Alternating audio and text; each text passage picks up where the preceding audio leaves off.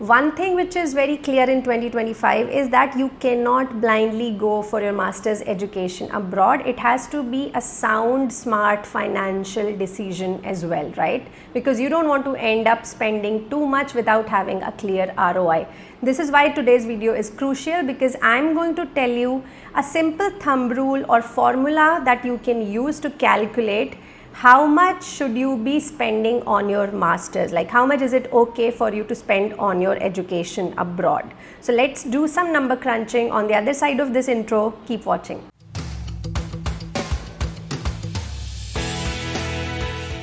Hey guys, welcome back to the channel. This is Nistha from Scholar Strategy, your go-to guide for everything related to studying abroad, masters in US, bachelors in US and smart career decisions.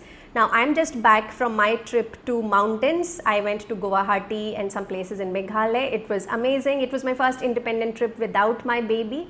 So a very special one. I'm feeling fully recharged and I hope you guys are also full of energy as we enter into this new academic session.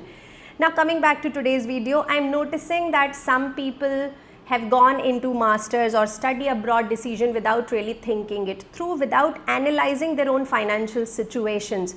And what happens is when you don't land the right opportunities after that, you get into a panic mode because you have spent so much in something that was not really worth it. So I don't want you guys to make the same mistake. So as we start thinking about fall 2026, the very first decision for you to make is how much can you realistically spend on your masters? What is that right amount? And it's not easy to calculate it. People sometimes get carried away and then they enter universities like University of Southern California, which are super expensive but not offering a clear ROI kind of situation. So first step is for us to understand what is our budget, how much should we realistically spend, because once we understand that, we can spend it in the right programs and pursue our education with peace of mind and confidence and build powerful careers abroad. Before we begin, please don't forget to subscribe to the channel and hit the like button if you like our videos, because it really motivates me to create more content like this. Now today's agenda is fourfold. First, I want to talk about the realistic cost of MS in US this year.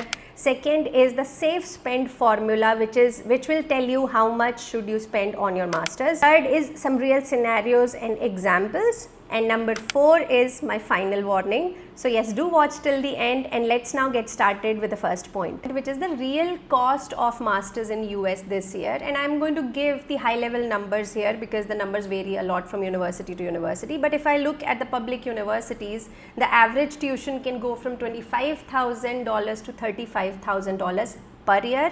Living cost can go around $15,000 per year. That's all, I would say, a conservative estimate. So the total cost at a public university can be around $40,000 to $50,000 per year, which is around 33 to 42 lakh Indian rupee.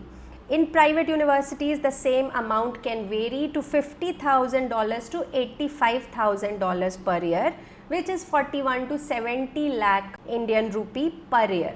So if I think of masters as a 1.5 to 2 year program, the full cost can go from 53 lakh to 1.4 CR, right? Now I have done a full breakdown in a previous video. I will link it in the description box below so you can check it out, that you can realistically what you will be spending on your masters, including all the costs like travel, application, everything. You can look into that video. But yes, the cost of masters can go up to 1 CR in certain universities. For example, Northeastern charges $57,000 per year. Tuition fee alone, that is like 47 lakh per year before you eat or sleep. So it varies a lot, but yes, it can go from 53 lakh to 1.4 CR. Now let's keep that number in mind. And let's move on to the next main part of this video, which is what is my safe spend formula, which will tell me how much can I afford to spend on my master's education. And this is the formula I recommend. So your maximum safe spend is 50% of your family savings plus 1 year of your annual income, this can be family income, and plus 10% of your family assets. Now here I'm taking into consideration the full family income, especially if your parents are sponsoring you. you can add your own savings, etc. if you are earning as well. But if your parents have other dependents waiting after you, then you can take that into account as well. I'm just telling you a simple formula for now. Now, why I think this works is because you don't want to use more than 50% of your savings, because you want to have some emergency fund left as well. And I'm just using 1 year of the family income because this avoids any kind of income disruption. And only 10% of assets, no fire sale of like gold or land or something, so that you can realistically afford this. Apart from this, I want you guys to also use a ROI filter, which will tell me that I'm going to choose only those programs where the total cost of education would be less than or equal to 1.2 times of my expected starting salary, right? Because that will take care of your education loan repayment later on. If the program costs me 80 lakh rupee, I better be making 65 lakh per year minimum after my master's education. Let's see what all this calculation looks like when I apply it to different Indian family real scenarios. Now, before I begin, I'm really excited to join that our private exclusive community for master's applicants abroad for fall 2026 is now live and kicking. It's called Inner Circle, and it's a community on WhatsApp where I will be conducting monthly live Q&As, share tips, informations, etc. And also all of us can support each other as we go on this long journey of applications, so that nobody feels lost. If this is of interest and if you're considering applying for fall 2026, I highly recommend that you join this. I'm leaving the details in the description box below. Do check it out and do join us ASAP. Now what I want to do is I want to apply this safe spend formula to the different families in India, especially the lower average and upper middle class families in India. And what does it mean for them, right? So let's look at these three tier of families. By the way, this is not my definition. So the People Research on India's Consumer Economy, also known as PRICE, they define the middle class income household in India as annual income of 5 lakh to 30 lakh Indian rupee. So that is what I'm using. I do think the middle class income is higher now, but I'm going to go with these numbers just for the sake of the official definition. So let's now apply our formula first to lower middle class families where the income is 5 lakh per annum, savings is 5 lakh, and they have assets of roughly around 10 lakh. In this case, if you apply the formula, then their maximum safe spend is only 8.5 lakh rupee, right? Which barely covers 15% of the master's cost. So unless they have 85% scholarship or some other kind of financial aid, this is a financial suicide. So obviously, if you fall in this lower middle class income family, I don't think US is the right destination for you.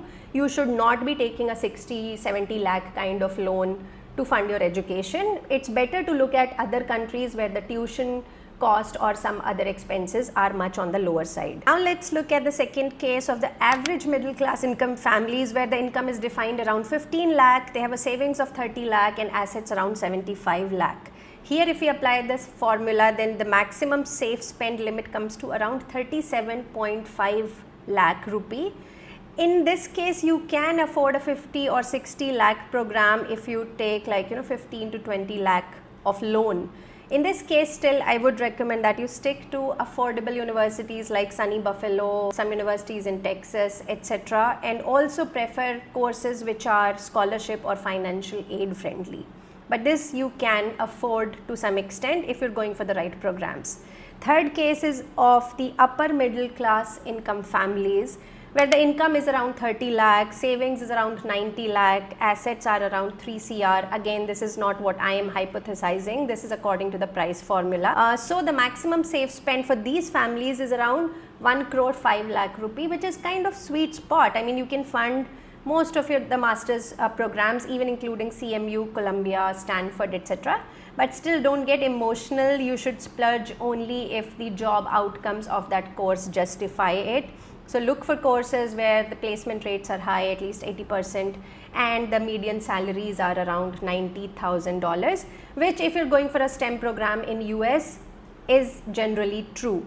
So these income families can of course think of education in US.